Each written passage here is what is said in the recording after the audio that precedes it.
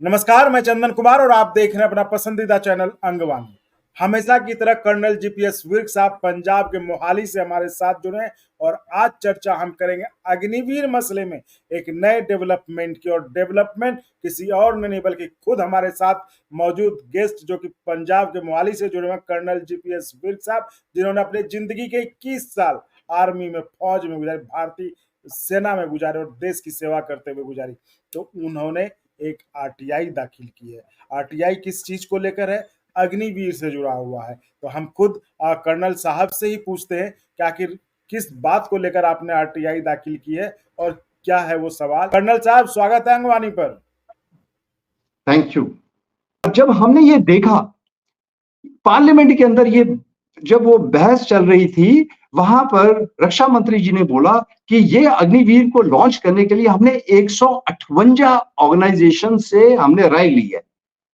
अब मेरे एकदम से कान खड़े हुए, अरे यार, हमारी ऑर्गेनाइजेशन आर्टिकल 33 एक रिस्ट्रिक्टेड फंडामेंटल राइट में हम लोग इतने काबिल हैं कि खुद ही अपने ह्यूमन रिसोर्स को भी डेवलप कर लेते हैं, इक्विपमेंट के लिए भी स्टडी कर लेते हैं, ऑपरेशनल कंसेप्ट्स को भी बना लेते हैं, क्योंकि काफी बहुत बड़ी इसके अंदर रिसर्च एंड डेवलपमेंट हमारी विद इन दी ऑर्गेनाइजेशन होती है।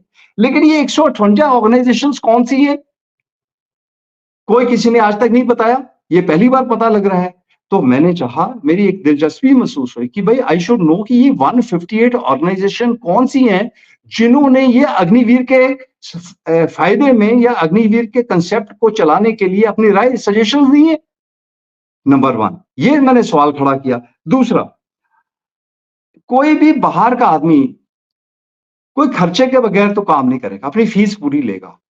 मैंने उसके अंदर आरटीआई के अंदर ये सवाल खड़ा किया कि आपने इस 150, ये मुझे बताया जाए कि कितना खर्चा हमने लगाया है, किया है कि 158 ऑर्गेनाइजेशन से हमने क्या चीज, हमने एक प्रोफेशनल सर्विसेज ली हैं और कितना खर्चा हुआ है। ये दूसरा सवाल मैंने खड़ा किया।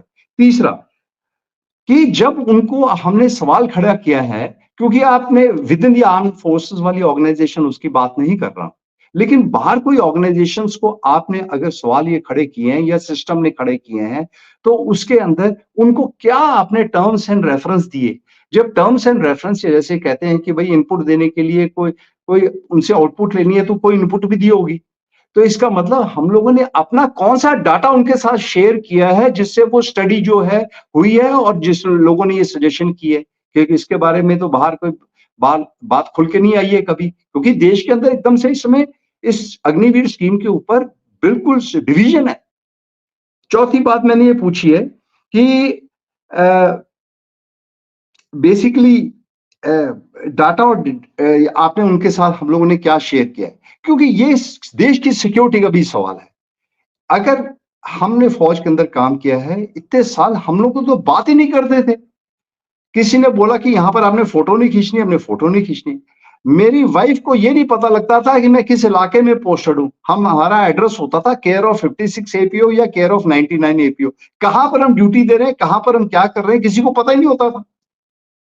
और यहां पर भी इतनी बातें हो गई हैं, खास करके अग्निवीर के बाद, जो खास करके जो भी लॉसेस हुए हैं, सुसाइड्स भी कुछ हुए हैं, और कुछ ये अभी मार्टियर्स भी हुए हैं, और कुछ अभी ये सिस्टम खड़ा हो गया जहां पैसे के ऊपर हम आ गए, पैसे की बात कर रहे हैं और इज्जत बिल्कुल नहीं है। और हर जगह यहाँ पर अभी इतना डिबेट हो गया है। तो we nation must know, I am after all, ये पैसा अगर ये हो रहा है, मैं टैक्स पेयर भी हूँ। आर्म फोर्सेस के ऊपर जो पैसा खर्च हो रहा है वो टैक्स पेयर का पैसा ही है, after all collection of money है। तो as a responsible citizen I have a right, under right to get to know कि मेरा पैसा कहाँ खर्च हो रहा है। और जबकि मैं पर्सनली ये सुझाव दे चुका हूं कि आप, अगर आप पैसा नहीं, पैसे के लिए आपने अग्निवीर को बनाया है कि पैसा कम, हमारा पेंशन कम होगी, इनके खर्चा कम होगा, तो देयर इज अनदर मेथड। क्योंकि शॉर्ट सर्विस को पिछले 60 साल का एक्सपीरियंस देख लीजिए, उसके बाद ये नया देख लीजिए। मैंने 3 tier system of arm forces का, ये नहीं कि आर्टिकल एक नहीं लिखे, बहुत ही आर्टिकल है इसके ऊपर। तो मैं अपने एक सुझाव पे दे सकता हूँ, मैं तो सिर्फ एक ऐसे सिटीजन सुझाव ही दे सकता हूँ। जब अपने एक्सपीरियंस के साथ मैंने इतना कुछ सुझाव दे दिया है, तो अपने ही एक्सपीरियंस को और बढ़ाने के लिए मैंने आरटीआई भेजी है।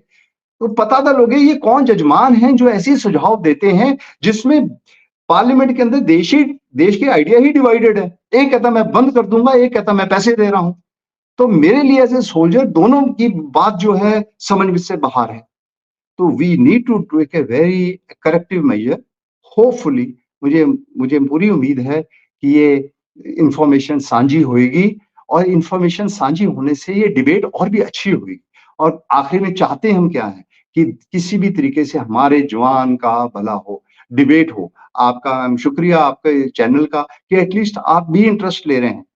लेकिन सिक्योरिटी पॉइंट ऑफ व्यू से मैं यही गुजारिश करूंगा कि कम डिबेट्स होनी चाहिए, इसके ऊपर कम डिस्कशंस होने चाहिए, लेकिन कलेक्टिव एक सोच विचार होना चाहिए। देश में एक ऐसा सिस्टम बनना चाहिए कि सबको शामिल करके, चाहे वो लीडर ऑफ ऑपोजिशन है, चाहे वो दूसरी पॉलिटिकल पार्टीज हैं, कब चाहे वो पार्लियामेंट की तरफ से खुद जो गवर्नमेंट के जो नुमाइंदे हैं, सब बैठ के एक जगह एकदम से एक ही आवाज के अंदर हमारे जवान को खड़ा करें। हमें देश की बैकअप चाहिए, एक कलेक्टिव एक सोच चाहिए। तो इसलिए मैं भी थोड़ा से एज ए रिस्पॉन्सिबल सिटीजन के नाते और अपनी स्टडी को और ऊपर करने के लिए जितना मैंने स्टडी किया है इस सब्जेक्ट के ऊपर, खास करके short service in armed forces, कि इसको किस चीज की जरूरत है, मैं सुझाव दिए। एक वो आर्टिकल है, मेरे ख्याल में 7, 8, 9 बुक्स में आर्टिकल पब्लिश्ड है। और हर कॉपी जो है ये एमओडी के पास भी होगी, मिनिस्ट्री ऑफ डिफेंस के पास होगी। मैं कोई पहली बार आपसे बात नहीं कर रहा हूं इस इशू के ऊपर, लेकिन आपने मेरे से सवाल पूछ लिया आरटीआई का, तो आरटीआई मैंने भेज दी है to the ministry of defence. अभी देखते हैं, रब रखा, और उम्मीद करते हैं कि भले के लिए हम कर रहे हैं, जो कुछ देश के भले के लिए कर रहे हैं। और कुछ और जजमान हैं वो भी अपने पॉइंट्स देंगे। जी, बहुत-बहुत धन्यवाद कर्नल साहब। आपने जिस तरह से, चूँकि हम लोग तो जिस पहले दिन से जब चर्चा कर रहे हैं, अग्निवीर पर हमने काफ़ी चर्चा की, और उस दिन से आप कह रहे हैं कि जिस तरह से सरकार ने कहा कि जो हमने कुछ लोगों से, कुछ कंपनियों से, या जो भी एस्टेब्लिशमेंट्स हैं, उनसे चर्चा कर, जो 157 जो, तो उनसे चर्चा करके जो है इस अग्निवीर योजना को फाइनल किया था।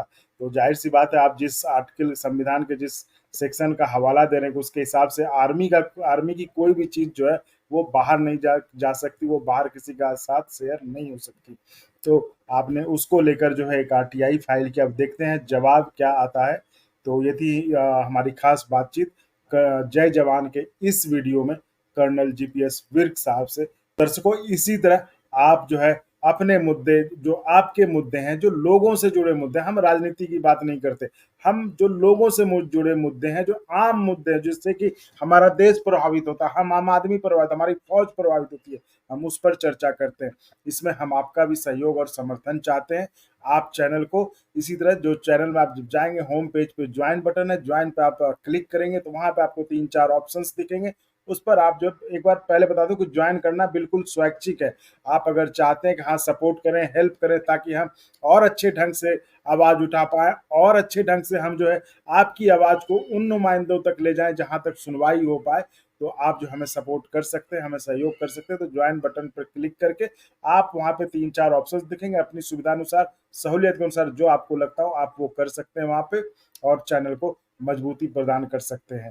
तो बहुत बहुत धन्यवाद कर्नल साहब। हम फिर मिलेंगे किसी और मुद्दे पर जो कि देश और फौज से जुड़ा हुआ हो। बहुत बहुत धन्यवाद।